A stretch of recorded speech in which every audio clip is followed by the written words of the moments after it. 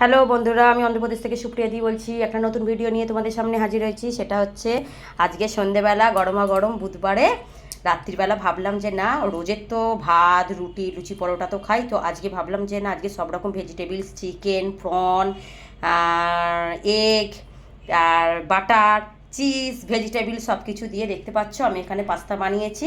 হ্যাঁ, আর এতে আমি 4 রকমের সস অ্যাড করেছি। সেই সসগুলো আমি একসঙ্গে বাটিতেই সব সসগুলো, যেমন হচ্ছে tomato sauce, green chilli sauce, soya sauce, আর একটা হচ্ছে হ্যাঁ রেড চিলি সস, হ্যাঁ রেড চিলি সস, আর একটা পাস্তা সস।